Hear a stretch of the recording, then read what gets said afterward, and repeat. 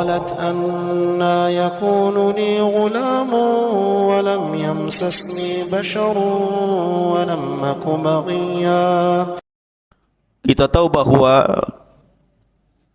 setelah diutusnya Ibrahim alaihi salatu wassalam, maka seluruh para nabi dan rasul kembali nasabnya kepada Ibrahim.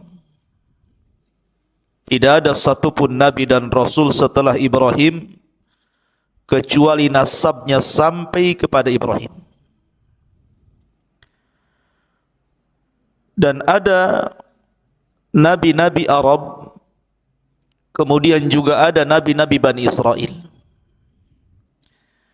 Adapun nabi-nabi Arab dimulai daripada Nabi Allah Hud alaihi salatu wassalam, kemudian Nabi Allah Saleh alaihi salatu wassalam, kemudian Nabi Allah Shu'aib, dan ditutup dengan kenabian dan kerasulan Muhammad sallallahu alaihi wasallam.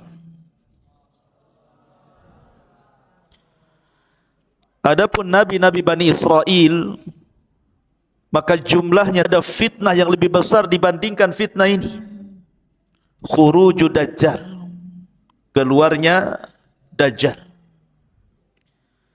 Tidak ada fitnah yang lebih besar dibandingkan khurujud Dajjal. Makanya Nabi SAW mengatakan, kalau seandainya aku hidup dan Dajjal dimunculkan juga hari ini, aku yang akan membunuhnya.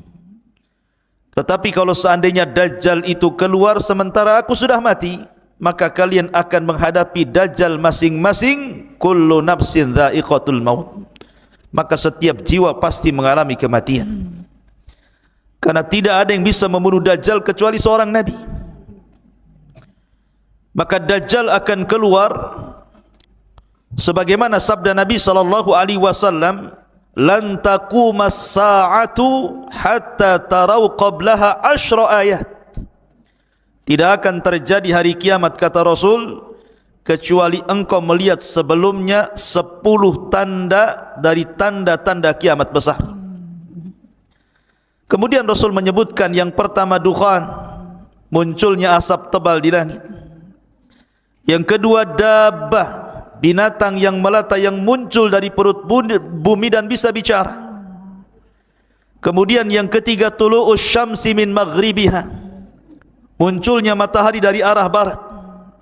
Kemudian yang keempat kata Rasul, nuzulu Isa, turunnya Isa bin Maryam.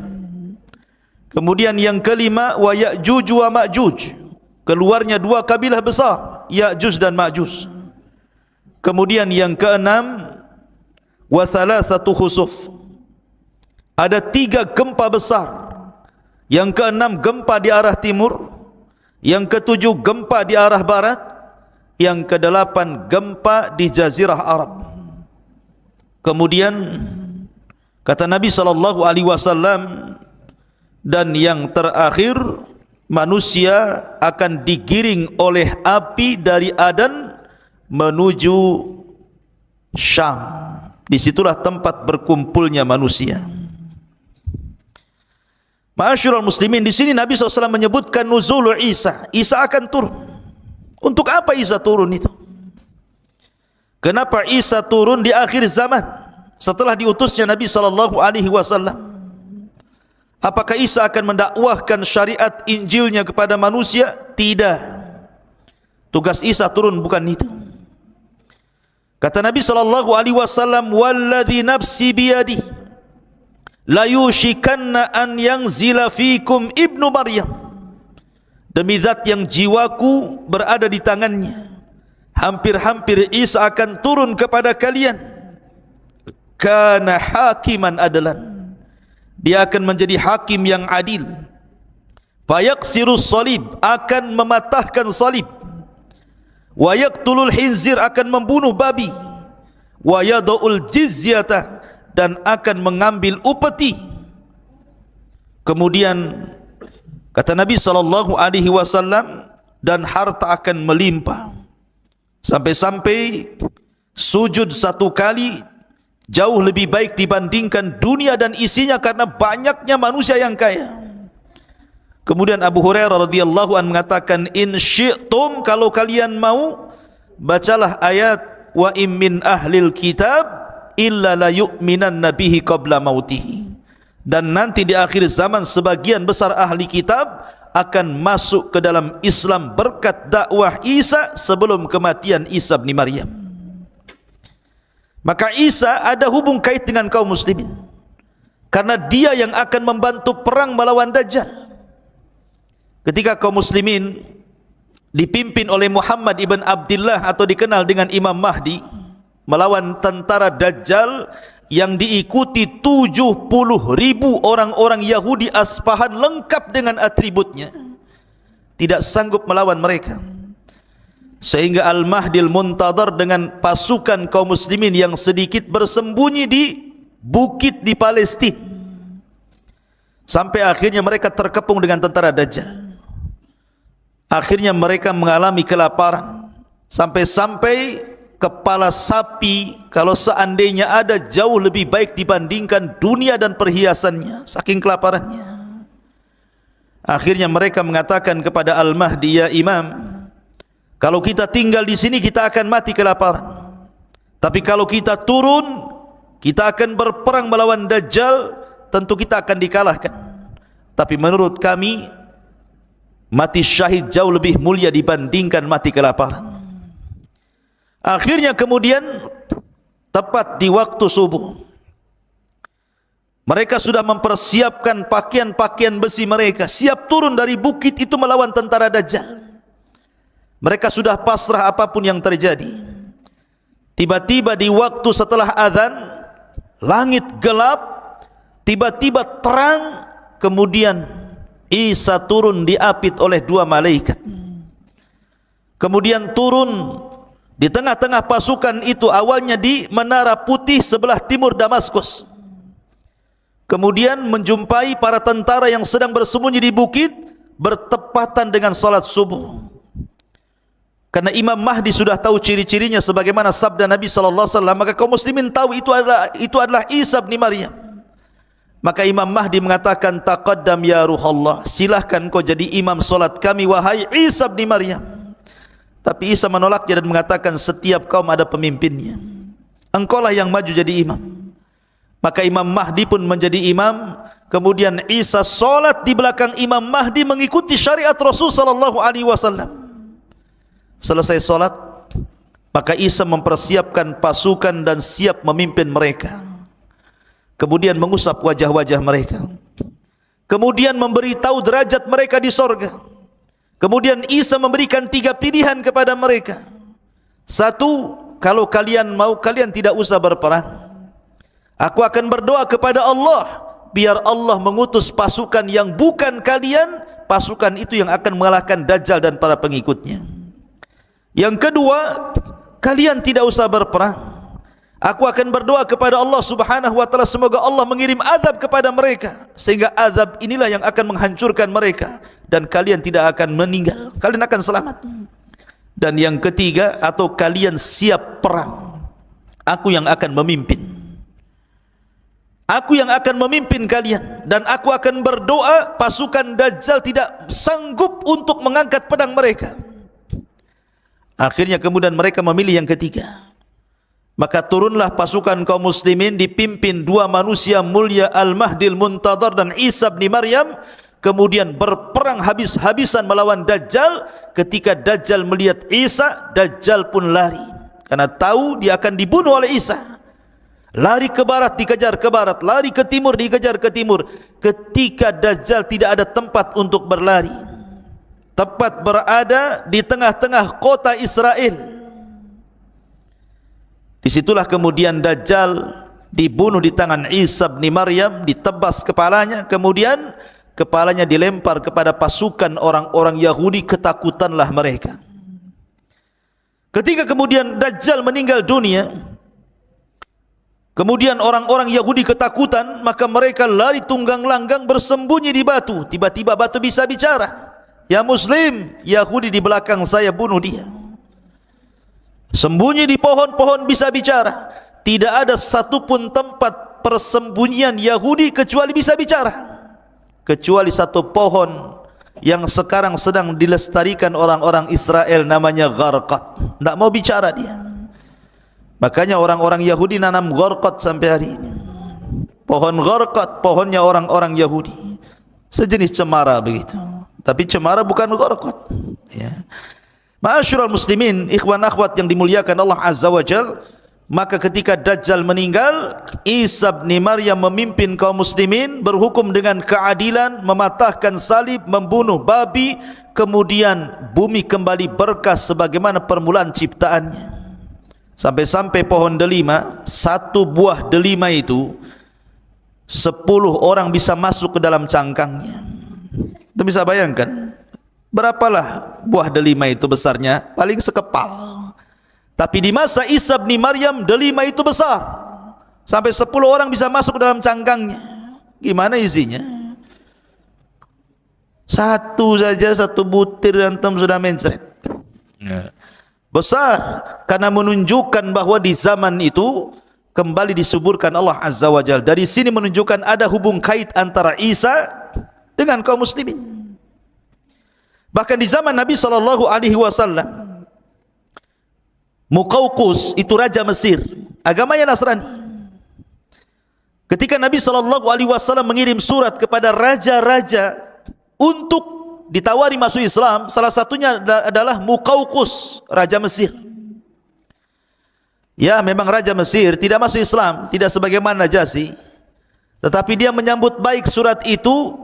Kemudian sebagai balasannya diberikan hadiah Nabi SAW seorang budak namanya Maryah Al-Qibtiyah. Dari Maryah Al-Qibtiyah, hadiah dari Muqawqus raja Mesir inilah, maka Nabi SAW memiliki putra namanya Ibrahim. Ada hubung kait. Bahkan ketika Nabi SAW mengutus para sahabat untuk hijrah pertama ke Habasyah, Ethiopia, rajanya namanya Ashama ibnu Afjur. Ashama ibnu Afjur itu raja Ethiopia, atau digelar dengan Najasyi, dilindungi oleh orang-orang Najasyi, sehingga ketika orang-orang Quraisy itu berusaha mengembalikan mereka, ditolaknya. Dan belakangan setelah kemudian berdebat dengan Ja'far bin Abi Thalib, orang-orang musyrik, kemudian di tengah-tengahi oleh Najasyi, dibacakan ayat-ayat Al-Quran, belakangan Najasyi masuk Islam.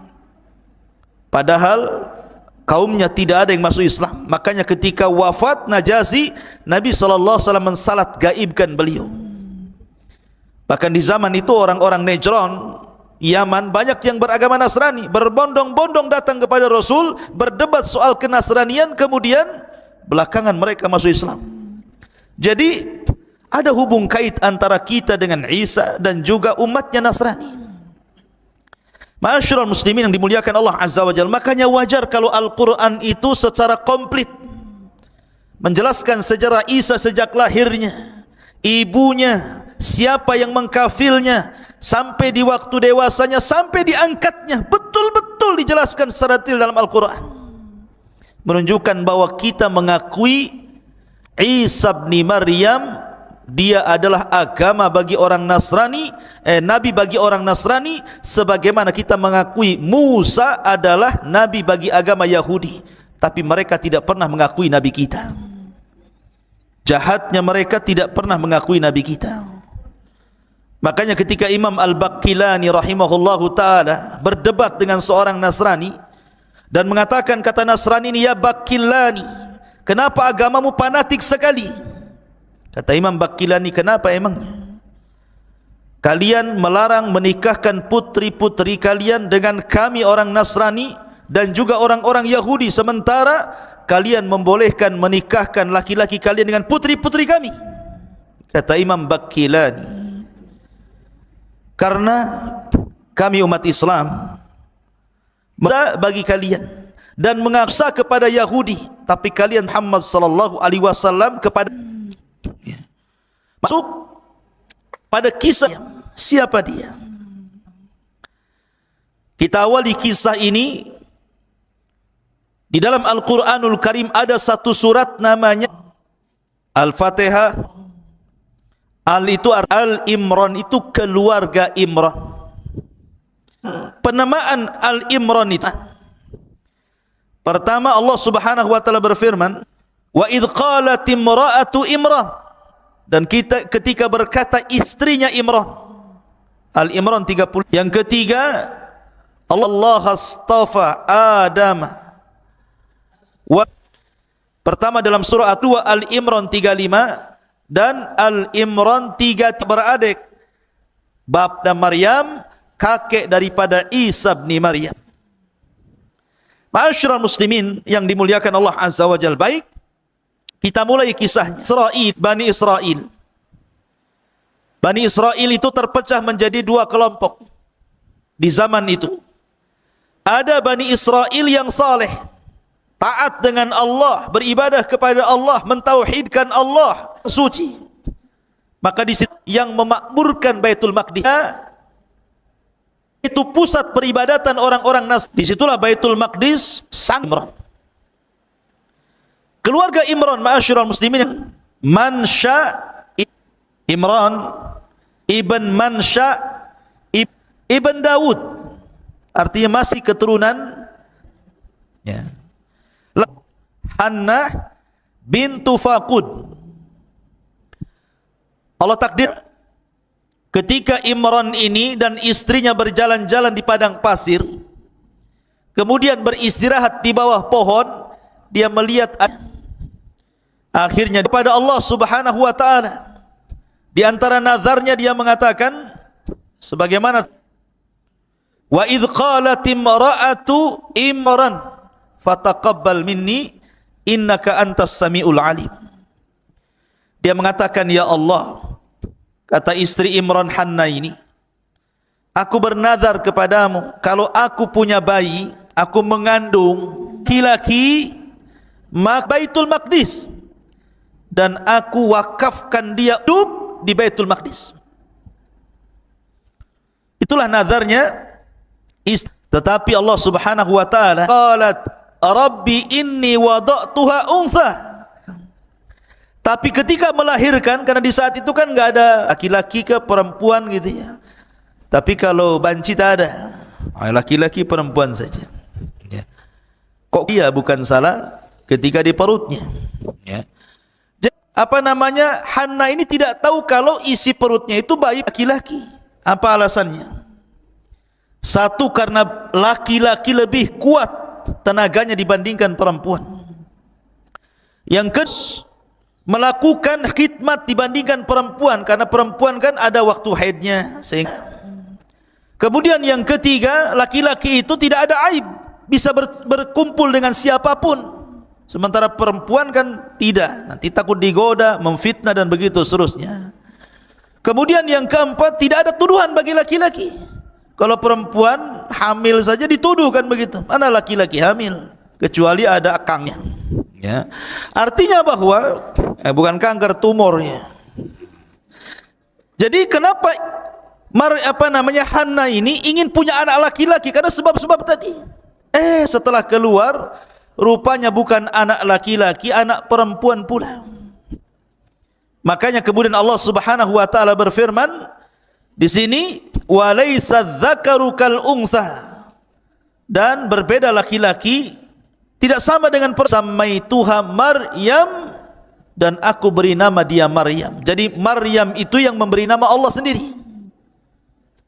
Dan ketika Allah mengatakan walaysa dzakaru kal untha, tidaklah laki-laki sama dengan perempuan, maknanya walaupun tapi dia bisa menjangkau semua laki-laki. Karena Rasul mengatakan kamula minar rijal kathirun, laki-laki sempurna itu banyak, tetapi perempuan yang sempurna itu cuma 4. Pertama, istrinya Fir'aun, Asiyah bintu Muzahim. Yang kedua, ibunda Isa, Maryam bintu Imran. Yang ketiga, Khadijah, istri Nabi sallallahu alaihi wasallam, zaujatun Nabi sallallahu alaihi wasallam. Dan yang keempat, Fatimah bintu Rasulillah. Inilah 4 wanita terbaik dunia. Salah satunya siapa? Salah satunya Maryam. Ya. Karena Maryam ini adalah wanita yang luar biasa. Wa inni sammaituha Maryam wa inni u'idzuha bika wa dzurriyyataha minasyaitonir rajim. Lihat bagaimana Allah janji membuat perlindungan kepada Maryam, dan sesungguhnya saya akan melindungi Maryam dan keturunannya dari syaitan yang terkutuk. Karena begini ikhwan, Nabi SAW bersabda, ma min mauludin illa syaitanu yamassuhu hina yulad fayastahillu sarikhan min masyati syaitan iyahu illa Maryam wabnaha, kata Rasul. Ketika anak dilahirkan, maka setan pasti akan menusuknya dengan jarinya di lambung kirinya atau kanannya hingga bayi itu menangis. Kenapa? Makanya setiap bayi yang dilahirkan pasti menangis. Itu karena ditusuk lambungnya sama setan itu, tapi tidak membahayakan bayi. Setan menusuk itu ingin ngasih tahu, aku musuhmu mulai hari ini, maksudnya memberitahu permusuhannya. Maka semua bayi termasuk antum ini pernah ditusuk lambungnya sama setan saat lahir, ya. Makanya ada yang kesetanan juga waktu tidur ngantuk. Masyarul muslimin yang dimuliakan Allah Azza wa Jal, kecuali dua tidak pernah ditusuk setan saat lahirnya, kata Rasul, illa Maryam wabnaha, kecuali Maryam dan putranya Isa bin Maryam. Allah lindungi dari syaitan. Makanya Allah Subhanahu wa taala mengatakan tadi, wa inni uidzuha bika wa dzurriyyataha minasyaitonir rajim. Kemudian fataqabbalaha rabbuha biqabulin hasanin wa ambataha nabatan hasanan wa kaffalaha Zakaria. Maka Tuhannya menerima sebagai nazar dengan penerimaan yang baik dan mendidiknya dengan pendidikan yang baik, dan Allah menjadikan Zakaria sebagai pemelihara bagi Maryam bintu Imran. Jadi kisahnya seperti ini. Jadi ketika kemudian nazarnya diterima, lahirlah Maryam bintu Imran. Allah takdirkan saat hamil Imran meninggal dunia. Artinya ketika Maryam lahir, dia menjadi wanita yatim karena ayahnya meninggal, sementara ibunya sudah tua, tidak sanggup merawatnya. Dan dia sudah bernazar untuk memberikan bayi yang baru lahir ini. Dalam riwayat ketika melahirkan saja langsung dibungkus, kemudian dibawa ke Baitul Maqdis, langsung diserahkan kepada Zakaria. Tetapi orang-orang di Baitul Maqdis, ahli ibadahnya, para ruhbannya tidak terima. Kami juga mau, wahai Zakaria, jangan engkau saja yang memelihara, karena itu anak dari orang suci Imran, keluarga terbaik dan termulia. Akhirnya kata Zakaria gini saja, saya tidak bisa langsung memiliki bayi ini, bagaimana kalau kita taruhan? Kumpulkan semua ruhban, semua padri-padri, semua pendeta-pendeta ahli ibadah, kita qur'ah, kita mengundi siapa yang berhak untuk mengkafil anak bayi Maryam ini. Akhirnya semua ubad pada datang dari mana-mana. Bagaimana caranya? Kata Zakaria, cara undian kita sepakati, masing-masing kalian bawa pena, bawa pulpen, bawa patlot, ya. Kemudian masing-masing kalian berdiri di tepi sungai yang deras. Maka berjejerlah para rahib, para pendeta, para padri, orang-orang ahli ibadah itu berjejer semua di tepian sungai. Kata Zakaria, kalau seandainya kolam kalian dilempar ke sungai itu hanyut, berarti kalian kalah. Tapi kalau pena kalian dilempar justru dia melawan arus, maka kalian menang. Akhirnya semua pena dilempar ke sungai itu, ya hanyutlah. Gimana? Pena dilempar ke sungai, hanyut. Ternyata cuma satu yang tidak hanyut, justru dia melawan arus jalannya, penanya Zakaria. Lah ketika itulah maka Zakaria menang undian, maka dia berhak untuk mengkafil Maryam. Maka Zakaria dan istrinya akhirnya pun mengkafil merawat Maryam sedari kecil. Betul-betul diletakkan di atas Baitul Maqdis, ruangan khusus di mihrab, tidak pernah keluar dari situ.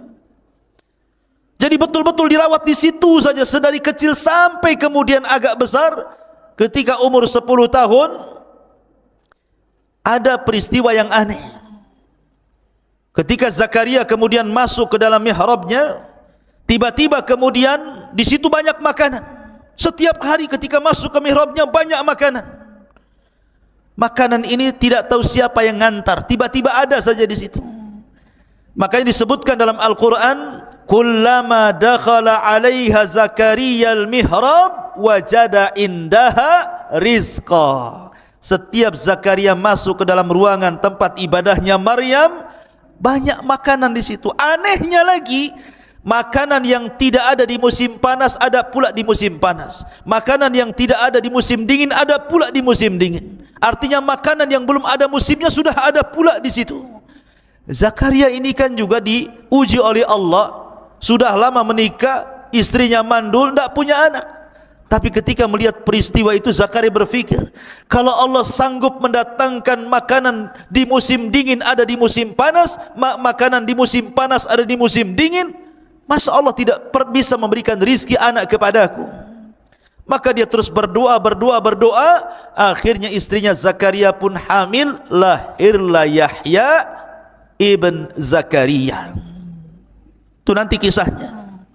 Tapi yang jelas bahwa Maryam kemudian tumbuh menjadi wanita ahli ibadah, ruku, sujud, tidak ada hari-hari kecuali beribadah kepada Allah Subhanahu wa taala sampai akhirnya Allah Subhanahu wa taala menguji Maryam. Betul-betul diuji oleh Allah Subhanahu wa taala. Di mana Maryam ini ikhwatu fillah muliakan Allah Azza wa Jalla, ada yang mengatakan ketika usianya belasan tahun, 13 lebih begitu, Maryam ini ingin keluar buang hajat. Memang begitu, ya. Jadi ada sebabnya kalau Allah menghendaki sesuatu kan, idza aradallahu syai'an ahya asbaba. Kalau Allah menghendaki sesuatu kan Allah harus hidupkan dulu sebabnya tuh. Maryam keluar untuk buang hajat, menjauhi Baitul Maqdis. Tiba-tiba kemudian di tengah jalan dia dihadang oleh laki-laki tampan sekali. Laki-laki yang sangat putih, bersih, tampan, tiba-tiba menghadang Maryam. Allah Subhanahu wa taala mengatakan, wadhkur fil kitabi Maryam idzin tabadat min ahliha makanan syarqiyah. Ceritakan wahai Muhammad kisah Maryam di dalam Al-Quran ketika dia mengasingkan diri dari keluarganya ke tempat sebelah timur dari Baitul Maqdis. Fattakhadat min dunihi hijaba fa arsalna ilaiha ruhana fatamatsala laha basharan sawiyya. Lalu dia memasang tabir melindunginya, pakai pakaian yang tebal, tidak kelihatan apapun kecuali matanya. Kata Allah, lalu kami utus ruh kami Jibril, kemudian disuruh untuk tasyakkul, menyerupai manusia yang sempurna, yang paling tampan. Tiba-tiba Jibril yang dalam bentuk manusia tampan itu menghadang Maryam. Lihat, Maryam tidak pernah melihat laki-laki di mihrabnya. Sekali diperlihatkan laki-laki tampan sekali. Kalau wanita di zaman sekarang langsung salaman, hai siapa namanya, jomblo atau apa gitu. Tapi Maryam wanita suci, dia mengatakan qala inni a'udzu birrahmani minka in kunta taqiyya. Maryam mengatakan, sungguh aku berlindung kepada Allah, jauhi aku jika engkau orang yang bertakwa. Dia menjaga kesuciannya. Bukan kayak wanita sekarang pegang handphone cari pula pertemanan. Si Alan, si Awam, siapa namanya? Alan pula ya. Sebut-sebut. Ngapain cari-cari teman di Facebook? Kayak beli kecoa dalam karung itu namanya. Ma'asyiral muslimin yang dimuliakan Allah Azza wa Jalla, maka Jibril mengatakan, "Qa innama ana rasulu rabbik li ahabalaki ghulaman zakiyya." Jibril pun berkata, sesungguhnya aku hanyalah utusan Allah untuk menyampaikan anugerah kepadamu wahai Maryam, seorang anak laki-laki yang kelak akan disucikan Allah. Subhanallah. Ada yang mengatakan Isa bin Maryam ini memiliki beberapa nama. Ada yang mengatakan Isa, ada yang mengatakan kalimah, ada yang mengatakan Ruhul Qudus itu ya. Ada yang mengatakan Al-Masih. Jadi Isa itu punya 4 nama. Isa, kalimah, Al-Masih, Ruh. Itu nama Isa. Kenapa disebut kalimah? Kenapa disebut Al-Masih? Kenapa disebut Ruh? Karena kalimat itu Isa diciptakan sama dengan Adam, kun fayakun. Kalimat kun fayakun, jadi maka jadilah. Karena proses manusia itu ada yang diciptakan Allah tanpa ayah dan bapa, Adam alaihi salatu wassalam. Ada yang diciptakan tanpa ibu, Hawa. Ada yang diciptakan tanpa bapa, Isa bin Maryam. Ada yang diciptakan ada ibu bapa, antum semua ini ada ibu bapanya. Jadi proses manusia ada 4 kan? Dan Allah katakan inna mathala Isa kamathali Adam. Permisalan Isa itu sama dengan Adam. Kalau Isa dikatakan dengan sebab dia tidak punya bapa kemudian dituhankan, Adam lebih hebat lagi, tidak punya bapa, enggak punya ibu, kenapa pula tidak dituhankan? Harusnya lebih dituhankan. Hawa hebat lagi, tidak ada ibu, diambil dari tulang rusuk Adam, harusnya lebih dituhankan. Maka Isa bukan Tuhan, sama dengan Adam, sama dengan Hawa ya. Jibril meniupkan ruh ke jaibnya, ke pesaknya Maryam, kemudian ruh itu mengalir sampai masuk di kemaluan Maryam, kemudian jadi anak. Kun fayakun, jadi maka jadilah. Ada yang mengatakan, kata Ibnu Abbas radhiyallahu anhuma, bahwa kata Ibnu Abbas, kehamilan Maryam itu fi sa'atin wahidah, 1 jam saja sudah besar perutnya. Kayak dipompa bagi balon tuh. Langsung besar. 1 jam saja sudah jadi anak tuh. Itu kata Ibnu Abbas. Ada riwayat yang seperti itu. Ada yang mengatakan Isa dalam kandungan Maryam itu 9 ashur. Seperti pendapat Ibnu Katsir rahimahullahu ta'ala, ya 9 bulan sama dengan bayi-bayi yang lainnya. Ada yang mengatakan thamaniyata ashur, 8 bulan. Ada yang mengatakan sittata ashur, 6 bulan. Jadi ada yang mengatakan 1 jam, ada yang mengatakan 9 bulan, ada yang mengatakan 8 bulan, ada yang mengatakan 6 bulan, dan ada yang mengatakan 1 jam saja. Tetapi Ibnu Katsir merojehkan Maryam sama dengan wanita-wanita yang lainnya 9 bulan mengandung Isa bin Maryam. Ketika dia mengandung, ikhwan, tentu seorang wanita berfikir dia tidak pernah berhubungan dengan laki-laki, disentuh pun tidak, tiba-tiba hamil. Apa yang akan dikatakan kepada manusia, ini bayinya siapa? Tentu orang-orang yang akan mengatakan Maryam berzina. Sama dengan wanita di zaman sekarang ingin seperti Maryam, punya anak gak jelas bapaknya. Ya. Jadi Maryam mengatakan, dia mengatakan qalat anna yakunu li ghulamun wa lam yamsasni bashar wa lam aku baghiyah. Maryam berkata, bagaimana mungkin aku mempunyai anak laki padahal tidak pernah laki-laki menyentuhku dan aku bukan seorang pezina. Maka Allah katakan qala kadzalika qala rabbuk huwa alayya hayyin walinaj'alahu ayatan linnas wa rahmatan minna wa kana amran maqdiya. Maka Jibril memberitahu, demikianlah Tuhanmu berfirman, hal itu mudah bagiku, dan agar kami menjadikannya suatu tanda kebesaran Allah bagi manusia dan sebagai rahmat dari kami, dan hal itu adalah sesuatu urusan yang sudah diputuskan. Memang begitu takdirnya wahai Maryam, memang takdirnya seperti itu, harus hamil. Fahamalathu fantabadat bihi makanan qasiya. Maka Maryam pun mengandung, lalu dia mengasingkan diri dengan kandungannya ke tempat yang sangat jauh. Maryam pun bersembunyi. Tapi ketika kemudian Maryam ini sudah membesar kandungannya, dia curhat kepada saudarinya, saudari daripada Maryam, istri daripada Zakaria alaihi salatu wassalam. Dia mengatakan pada istrinya Nabi Allah Zakaria, bagaimana mungkin aku bisa hamil? Bagaimana mungkin aku bisa hamil?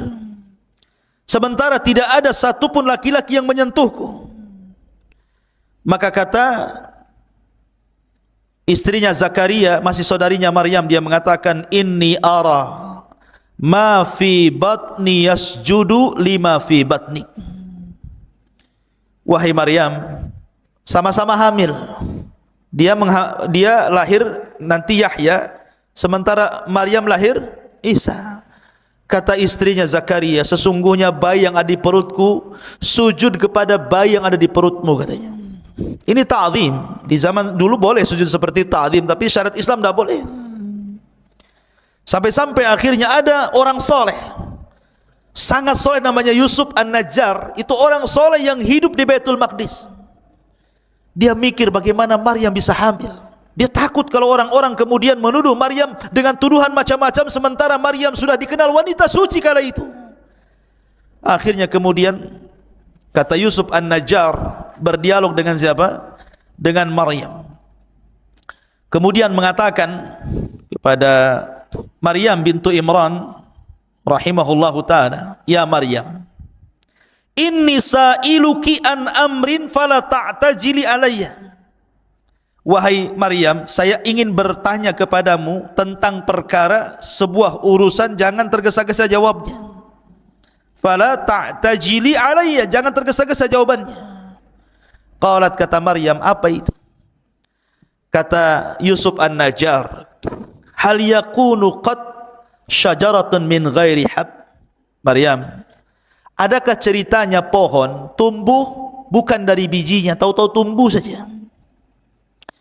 Wa hal yakunu zar'un min ghairi badrin, apakah ada semacam padi atau yang lainnya tiba-tiba tumbuh tanpa biji? Wa hal yakunu waladun min ghairi ab, ataukah ada seseorang anak lahir tanpa bapak? Maryam paham dengan pertanyaan itu. Tapi Maryam cerdas dan mengatakan, adapun perkataanmu, apakah mungkin pohon tumbuh tanpa ada biji dulu, ataupun mungkin padi-padian tiba-tiba tumbuh tanpa ada benih?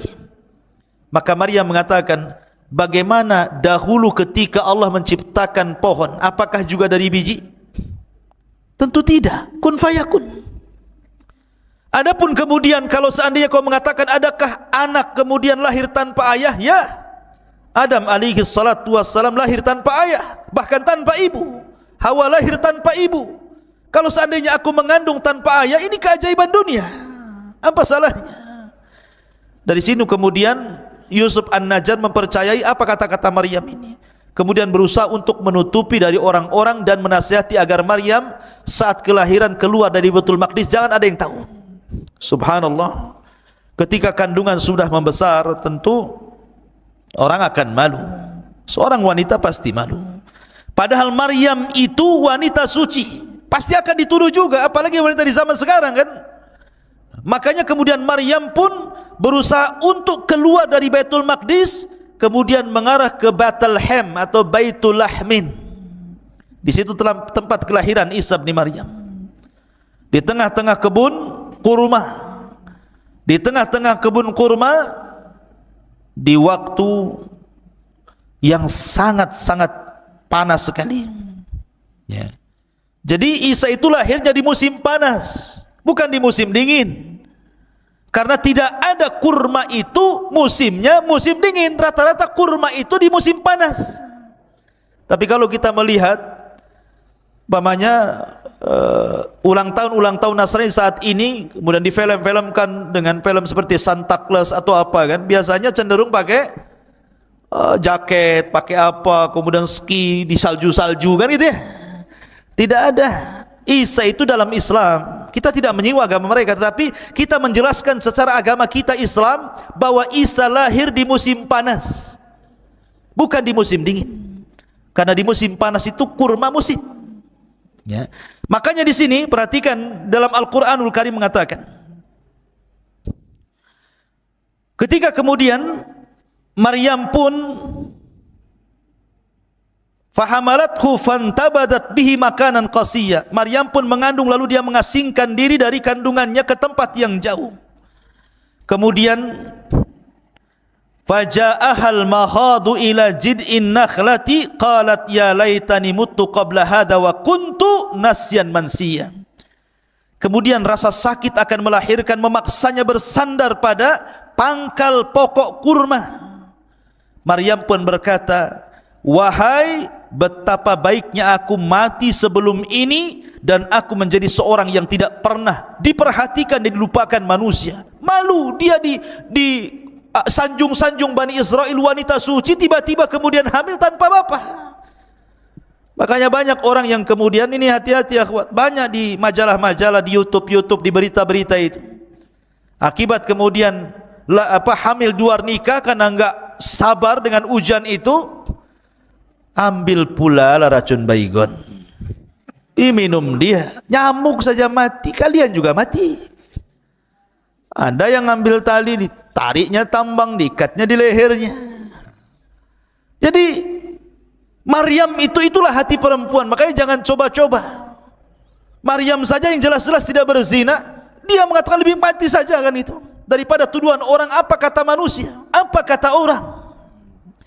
Fanadaha min tahtiha alla tahzani qad ja'ala rabbika tahtaki sariyya. Maka Jibril berseru kepadanya dari tempat yang rendah, janganlah engkau bersedih hati wahai Maryam, sesungguhnya Tuhanmu telah menjadikan anak sungai di bawahmu. Allah sudah mempersiapkan kelahirannya. Ada sungai kecil di bawahnya, kemudian bersandar di pohon kurma, pohon itu pula lagi berbuah rutobnya, lagi ranum-ranumnya. Kemudian wahazzi ilaik bijid'in nakhlati tusaqit alaiki rataban janiyya. Wahai Maryam, goyangkanlah pohon kurma itu ke arahmu, niscaya pohon itu akan menggugurkan buah kurma yang masak kepadamu. Fakuli washrabi wa qarri ainan fa imma tarayinna minal bashari ahadan fakuli inni nadartu lirrahmani sauman fala ukallimal yawma insiya. Makanlah Maryam, minumlah Maryam, bersenang hatilah wahai Maryam. Jika engkau melihat seseorang, maka katakanlah, sesungguhnya aku telah bernadar berpuasa untuk Tuhan yang Maha Pengasih, maka aku tidak akan bicara dengan siapapun pada hari ini. Lahirlah Isa bin Maryam, dimudahkan kelahirannya, tidak ada bidannya, lahir sendiri begitu. Ya, kalau wanita sekarang sibuk cari bidan, saat sibuk ke rumah sakit dikontrol, enggak, Allah mudahkan semuanya, enggak ada bidannya, lahir begitu saja. Tapi jangan kemudian dicoba-coba. Saya ingin kayak Maryam lahirnya lah. Sendiri saja. Cemana caranya? Siapa yang nari? Masyarul muslimin yang dimuliakan Allah Azza wa Jalla, harus ada bidannya, minimalnya dukun lahir, biar ada yang ngopeni bayinya. Masyarul muslimin yang dimuliakan Allah, iwan akhwat yang dimuliakan Allah Azza wa Jalla. Kemudian setelah Maryam melihat Isa putranya, kemudian tumbuhlah rasa sayang seorang ibu kepada anaknya. Tapi dia bingung, dia masih di kebun kurma masalahnya. Ini kalau saya pulang ke Baitul Maqdis, apa kata manusia? Tapi bagaimanapun itu bukan tempat dia di situ. Tidak mungkin dia hidup di pohon kurma, di kebun-kebun kurma. Tetap dia harus balik ke Baitul Maqdis. Fa'atat bihi qaumaha tahmiluhu. Qalu ya Maryam laqad ji'ti syai'an fariyya. Maryam pun kemudian kembali ke Baitul Maqdis. Kemudian orang-orang pun mengatakan sesuatu. Kemudian dia Maryam membawa bayi itu kepada kaumnya dengan menggendongnya. Mereka kaumnya berkata, wahai Maryam, sungguh engkau telah membawa sesuatu yang sangat keji. Bayi siapa itu? Hampir-hampir mereka melempari Maryam, kemudian merajamnya. Tapi Maryam sudah dibimbing oleh Allah, jangan bicara. Datang, gendong bayi, kalau ditanya itu bayi siapa, jangan bicara. Isyaratkan saja telunjukmu ke bayi itu, biar dia yang menjawabnya. Biar dia yang menjawabnya. Jadi setiap, Maryam, itu bayi siapa?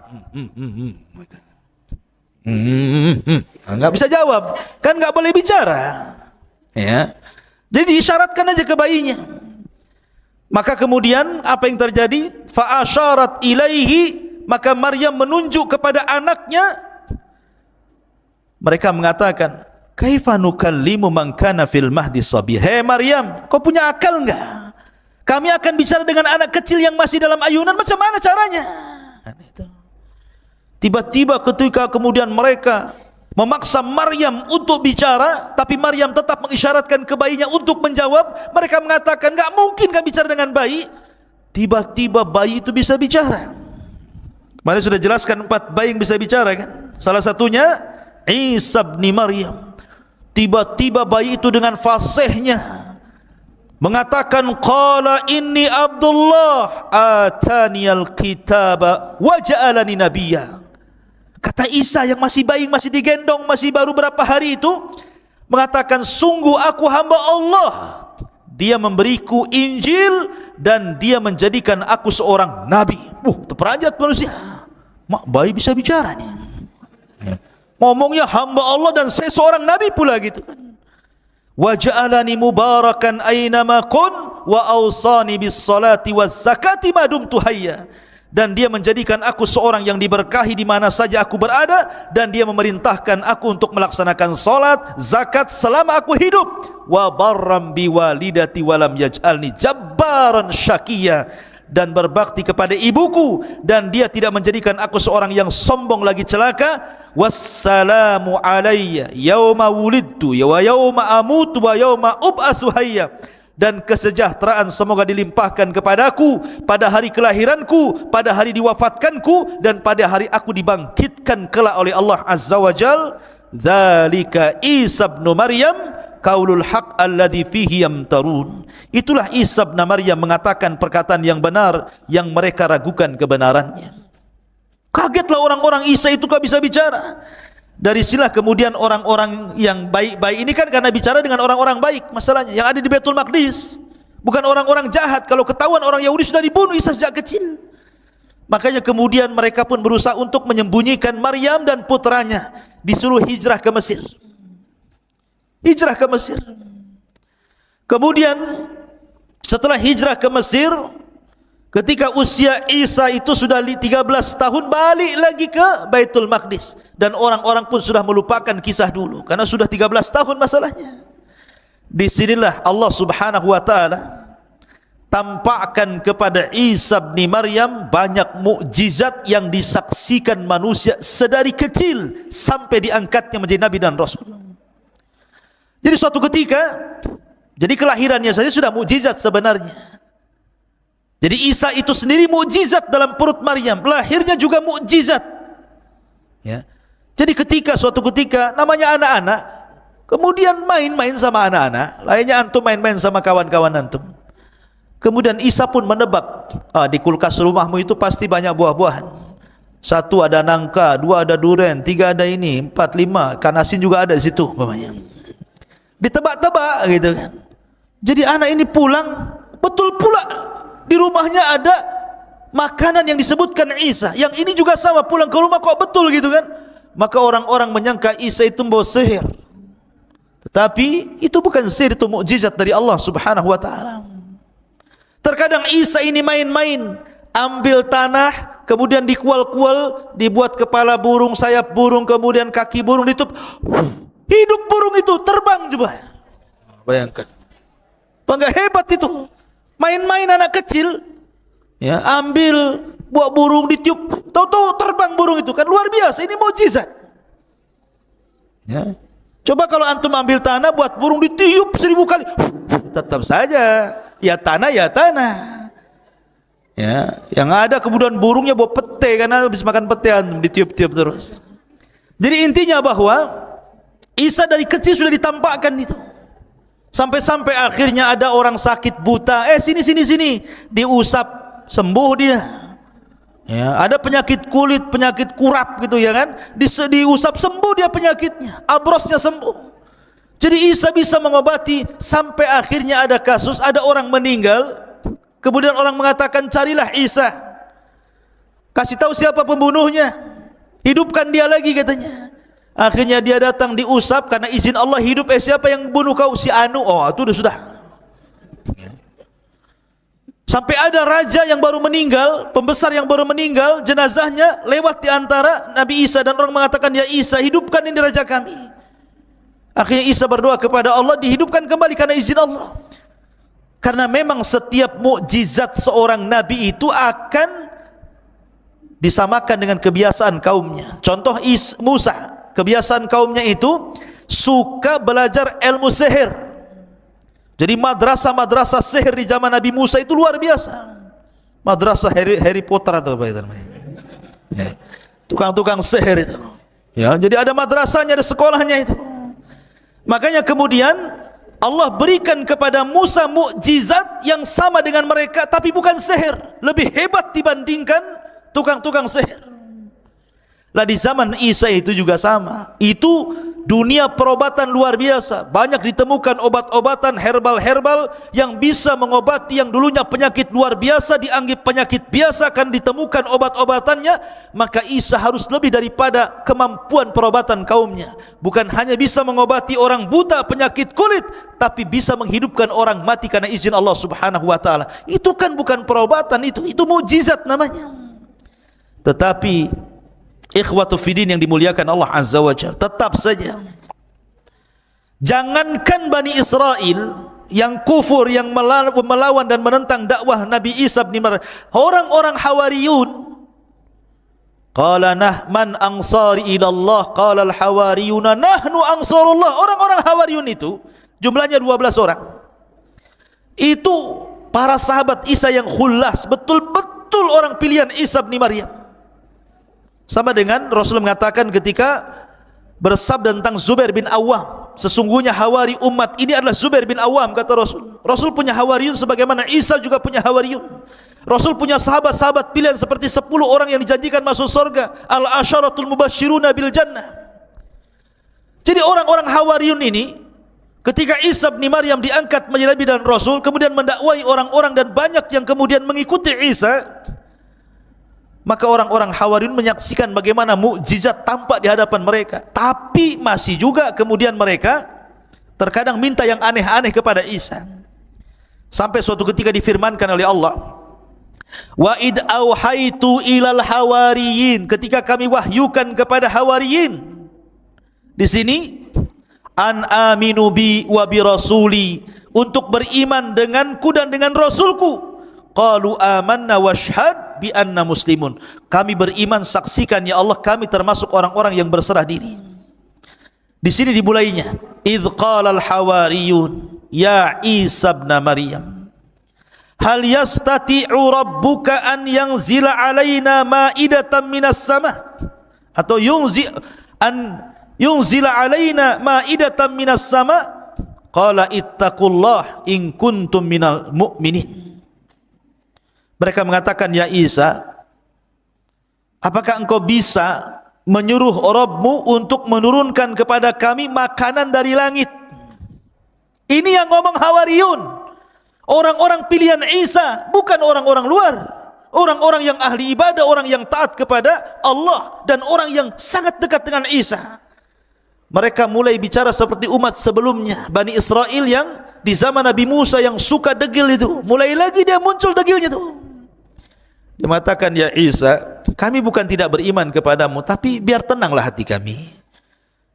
Kalau coba sekali-kali kau turunkanlah makanan itu, minta kepada Tuhanmu biar makanan itu dari langit saja turun. Sekali-kali kita pengen makan dari langit, bukan dari warung.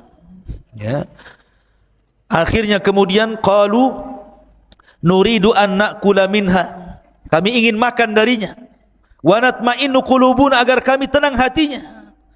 Sampai kepada Isa kemudian mengatakan, qala Isa ibn Maryam Allahumma rabbuna anzil alaina ma'idatan minas sama nakunu lana idan li awwalina wa akhirina. Dalam riwayat Isa mengatakan, baik, tapi syaratnya kalian harus puasa 30 hari. Berpuasalah 30 hari mereka. Setelah puasa mereka lapar. Ya Isa, tolonglah datangkan makanan dari langit, kami sudah lapar ini. Maka Isa pun berdoa, ya Allah, turunkan kepada kami makanan dari langit, dan kami akan jadikan itu id bagi yang awal-awal dan akhir. Ini yang pertama dan terakhir, kata Isa. Warzuk wa anta khairur razikin, berikan rizki kepada kami dan engkau sebaik-baik pemberi rizki. Tapi apa kata Allah? Baik, inni munazziluha alaikum, saya akan turunkan makan itu untuk kalian. faman yakfur ba'du minkum fa inni u'adzibuhu adzaban la yu'adzibuhu ahadan minal alamin. Nanti siapapun yang kufur setelah ini, ku azab dia dengan azab yang tidak pernah dirasakan siapapun di alam semesta ini. Ketika mendengar itu ketakutan tuh Bani Israel. Tapi kadang mereka sudah minta dan akan dikabulkan. Ternyata kalau mereka sampai kufur setelah kejadian ini, setelah mereka makan makanan itu, akhirnya mereka dapat ancaman azab. Ketika betul-betul turun itu, banyak sekali itu makanan itu. Cukup untuk Bani Israel itu makan banyak sekali macam-macam makanan. Orang-orang Hawariyun yang meminta justru ketakutan makan. Kemudian melihat saja dari jauh. Sampai akhirnya datanglah manusia fuqara wal masakin dari mana-mana. Akhirnya menyerbu makanan itu. Kemudian barulah mereka ikut makan. Subhanallah. Setelah makan, rupanya makanan itu obat. Yang setruk jadi waras, yang asam urat hilang asam uratnya, yang kolesterol hilang kolesterolnya, yang pincang jadi tegak jalannya. Pokoknya jadi obat semuanya. Ya, kalau yang bodoh ya tetap bodoh lah, harus belajar. Takkan makan jadi pintar, ya kan? Kalau bodoh-bodoh saja, kecuali belajar. Ya, Masyarul muslimin yang dimuliakan Allah Azza wa Jal. Akhirnya kemudian setelah kejadian itu mereka tidak minta lagi. Peristiwa-peristiwa seperti ini timbullah hasad kepada orang-orang Romawi, karena ketika itu Palestina dikuasai oleh Romawi, oleh orang-orang Romawi. Dilaporkanlah kepada sang raja Romawi bahwa ada orang yang semakin hari semakin banyak pengikutnya, dikhawatirkan lama-lama banyak pengikutnya dan akan menumbangkan anda wahai sang raja. Wah, dikompor-kompori. Akhirnya sang raja pun emosi. Siapkan pasukan, tangkap orang itu yang buat gaduh itu, tangkap, maksudnya Isa bin Maryam. Maka dikirimlah banyak pasukan mencari Isa. Isa pun bersembunyi bersama 12 orang Hawariyun. Ada yang mengatakan bahwa yang membocorkan tempat persembunyian adalah salah satu dari Hawariyun itu sendiri. Lihat, luar biasa. Akhirnya kemudian ketika Isa sudah merasakan, Jibril sudah tahu bahwa tentara sudah tahu tempat persembunyiannya, mereka tidak mungkin bisa lari dari situ dan pasti akan dibunuh. Isa pun berpesan kepada Hawariyunnya. Apa pesan Isa bin Maryam? Kata Isa kepada Hawariyunnya, wahai Hawariyun, man arada minkum an yakuna aqrabu minni fil jannah yulqa alaihi syabahi wa yujadu makani wa yu'khadu makani fayuqtal fayakunu rafiqi fil jannah. Kata Isa, siapa di antara kalian yang ingin kedudukannya dekat denganku di sorga, maka Allah akan samakan wajahnya dengan wajahku, maka dia akan menduduki tempatku, kemudian akan dibunuh, maka dia akan menjadi temanku di sorga. Siapa di antara kalian? Tidak ada yang mau, karena jelas mau dibunuh masalahnya. 12 orang ini. Tiba-tiba yang paling kecil usianya bangkit, saya wahai Isa, katanya. Isa enggak mau yang paling kecil, diulang lagi kalimat itu. Tetap dia lagi. Baik, karena kau sudah memilih hal itu, maka aku akan berdoa kepada Allah wajahmu agar mirip dengan wajahku. Maka Allah subhanahu Isa pun mengusap wajahnya dengan izin Allah, miriplah wajahnya. Maka sebelum Isa naik ke langit, ditidurkan dan diangkat ke langit, maka Isa berpesan kepada yang masih setia itu, berdakwalah kau ke masing-masing daerah. Jangan satu daerah berpencar kemana-mana. Dakwahkan ajaranku kepada mereka. Tauhidkan manusia. Sembahlah Allah. Jangan menyekutukan Allah macam-macam. Maka ketika kemudian orang-orang yang disuruh satu persatu lari, Isa tinggal sendiri dan orang yang diserupakan tadi, maka Isa pun Allah tidurkan. Setelah itu Allah subhanahu wa ta'ala angkat ke langit. Lah ketika Isa diangkat ke langit, maka pasukan datang menangkap orang yang diserupai itu. Kemudian diarak, kemudian disalib, kemudian dibunuh. Kemudian orang-orang Yahudi mengatakan, qatalna Isa bin Maryam, kami sudah membunuh Isa bin Maryam. Maka Allah bantah, wa ma qataluhu wa ma sallabuhu walakin syubbiha lahu bal rafa'ahu Allahu ila sama, kata Allah. Isa tidak dibunuh, Isa tidak disalib, bahkan Isa diserupakan, bahkan Isa diangkat ke langit. dan nanti akan turun di akhir zaman untuk membunuh Dajjal, mematahkan salib, membunuh babi, berhukum dengan hukum keadilan, dan akan membalikan keberkahan di alam semesta sampai akhirnya Allah wafatkan Isa bin Maryam di akhir zaman. Ketika Isa diangkat ke langit, ibunya bersedih. Ibunya tahu ini anaknya Maryam, ini bersedih. Bagaimana mungkin anakku disiksa dan disalib? Karena dia tidak tahu kalau Isa itu diangkat. Dia sangka bahwa itu adalah ibn Maryam. Maryam pun menangis sepanjang malam. Akhirnya Allah Subhanahu wa taala memberitahu Maryam bahwa putranya diangkat ke langit dan kondisinya baik-baik. Dari situ akhirnya barulah kemudian Maryam bintu Imran meninggal dunia. Ada yang mengatakan kalau versi mereka, versi orang-orang di luar Islam, bahwa Maryam pun diangkat setelah meninggal, diangkat ruh dan jasadnya ke langit. Tetapi pendapat yang kuat sebagaimana disebutkan dalam tafsir ataupun dalam Al-Bidayah wan Nihayah, ada yang mengatakan bahwa Maryam bintu Imran dikubur di Palestina, dan ada yang mengatakan di pohon Zaid, ya, di Madinah Al-Quds. Maryam dikuburkan di situ. Tapi Isa bin Maryam tidak diwafatkan, tapi diangkat ke langit, dan ini akidah Al-Quran dan akan diturunkan di akhir zaman dan kelak meninggal setelah membunuh Dajjal, dan dia satu di antara tanda-tanda alamat kiamat yang besar.